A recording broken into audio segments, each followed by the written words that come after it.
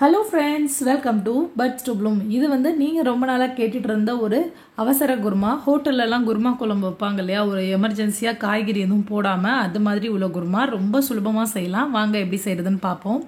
இதுக்கு முதல்ல 3 table spoon எண்ணெய், 2 கிராம்பு, 2 ஏலக்காய், ஒரு சின்ன துண்டு பட்டை போட்டுட்டு பெரிய வெங்காயம் எடுத்துக்கோங்க. 3 பெரிய வெங்காயத்தை இது மாதிரி நைஸாக நறுக்கி சேர்த்துருக்கோம். இப்போ இந்த பெரிய வெங்காயம் நல்லா வதங்கணும். இந்த குருமாவுக்கு வந்து நான் கடலெண்ணெய் யூஸ் பண்ணியிருக்கேன். நீங்களும் கடலெண்ணெய் சேர்த்துக்கோங்க, நல்லா வாசனையாக இருக்கும். ஒருவேளை கடலெண்ணெய் இல்லைன்னா நார்மல் ஆயில் சேர்த்துக்கோங்க, பட் கடலெண்ணெய் போட்டிங்கன்னா நல்லா வாசனையாக இருக்கும். இது கூட 3 தக்காளி எடுத்துருக்கோம். தக்காளி எடுக்கிறப்ப நல்லா பழமான தக்காளியாக எடுத்துக்கோங்க. கொஞ்சம் குருமாவுக்கு நல்ல ஃப்ளேவரும் கொடுக்கும், அது கலரும் நல்லா இருக்கும். பழமான தக்காளி போட்டால் நல்லா ஒரு நேச்சுரலாகவே ஒரு ரெட் கலர் கிடைக்கும்.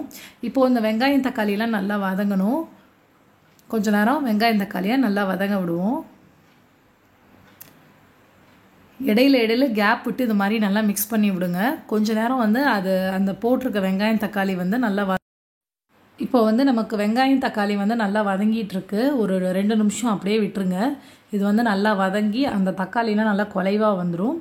அதுக்கப்புறம் ஒரு 2 பச்சை மிளகா சேர்த்துருக்கோம். நீங்கள் வந்து உங்களுக்கு காரம் நிறைய வேணும்னா நிறையா பச்சை மிளகா கூட சேர்த்துக்கலாம். அதுக்கப்புறம் இதுக்கு தேவையான அளவு மசாலா பவுடர்லாம் எடுத்திருக்கேன். ஸோ அது என்னென்னு காட்டுறேன். மசாலாலாம் நம்ம இதிலே சேர்த்துடலாம். மிளகாத்தூள், மல்லித்தூள், கரம் மசாலா, கொஞ்சோண்டு சிக்கன் மசாலா போட்டுக்கோங்க. சிக்கன் மசாலா ஏன் போடுறோம் அப்படின்னா வந்து நல்ல ஃப்ளேவர் தரும். நான்வெஜ் குருமா எப்படி இருக்கோ அதே ஸ்மெல் வந்து நீங்கள் காய்கறி போடாத குருமாலே வந்து உங்களுக்கு நல்லா வரும். அதுக்கப்புறம் இஞ்சி பூண்டு விழுது 1.5 டேபிள் ஸ்பூன் அளவு போட்டுக்கோங்க. ரொம்ப இஞ்சி பூண்டு விழுது போட வேணாம், ஒரு மாதிரி பச்சை ஸ்மெல்லு மாதிரி அடிக்கும். அதுக்கப்புறம் நமக்கு அரைக்கிறத பார்த்துருவோம். தேங்காய் எடுத்திருக்கேன், அது கூட கசகசா 1.5 டேபிள் ஸ்பூன் அளவு போட்டுக்கோங்க. அதுக்கப்புறம் சோம்பு 1 டேபிள் ஸ்பூன் அளவு போட்டுக்கோங்க. இதெல்லாம் போட்டுட்டு வெங்காயம் தக்காளி இது கூட சேர்த்து அரைக்க போகிறோம். ஒரு வெங்காயம், ஒரு தக்காளி போட்டுட்டு நல்லா அரைச்சி தனியாக எடுத்து வச்சுக்குவோம்.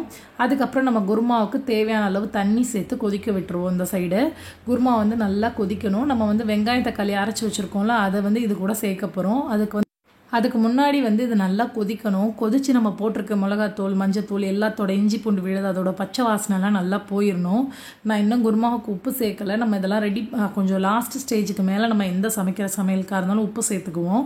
சேர்த்தோன்னா நல்ல டேஸ்ட் கிடைக்கும். ஃபஸ்ட்டே போடுறதோட நீங்கள் வந்து லாஸ்ட்டாக செஞ்சு கொஞ்சம் குழம்பெல்லாம் செஞ்சு முடிக்க போகிறப்ப போடுங்க. குழம்பு வந்து நல்ல டேஸ்ட்டாக இருக்கும். இப்போ நம்ம அரைச்சி வச்சுருக்க அந்த விழுதை இது கூட சேர்த்துருவோம். இப்போ நம்ம இந்த விழுது எல்லாத்தையும் சேர்த்துட்டு கொஞ்சோண்டு மிக்ஸி கப்பில் தண்ணி ஊற்றி அலசி நம்ம இந்த குருமாவில் சேர்த்துருவோம். உங்களுக்கு எவ்வளோ தண்ணி வேணுமோ அந்தளவுக்கு. குருமா திக்காக வேணும்னா திக்காக, தண்ணியாக வேணும்னா தண்ணியாக. அப்படியே மீடியம் ஃப்ளேமில் வச்சிங்கன்னா நல்லா எண்ணெய் இந்த மாதிரி பிரிஞ்சு நல்லா ஆட்டோமேட்டிக்காக எண்ணெய் ரிலீஸ் ஆயிரும். நீங்கள் செய்கிற குருமா கரெக்டாக இந்த மாதிரி எண்ணெய்லாம் பிரிஞ்சு வந்துருச்சுனாவே நமக்கு வந்து குருமா ஃபார்மேட் ரெடி ஆகிடுச்சு, கரெக்டாக நம்ம செஞ்சுருக்கோன்னு அர்த்தம். லாஸ்ட்டாக வந்து இந்த மாதிரி கொத்தமல்லி இலை போட்டு இறக்குனீங்கன்னா ஹோட்டல் டேஸ்ட்டில் சூப்பரான கையேந்தி பவன் குருமா வந்து ரெடி ஆயிரும். கட்டாயம் ட்ரை பண்ணுங்கள். நீங்கள் நைட்டு சப்பாத்தி, இட்லி, தோசை, பூரி, பரோட்டா எல்லாத்துக்குமே ஒரு all in one kurma. So try பண்ணிவிட்டு எப்படி இருந்துச்சுன்னு சொல்லுங்கள். அதுக்கு முன்னாடி நம்ம சேனல் பட்ஸ் டு ப்ளூமை சப்ஸ்கிரைப் பண்ணிக்கோங்க. பாய்.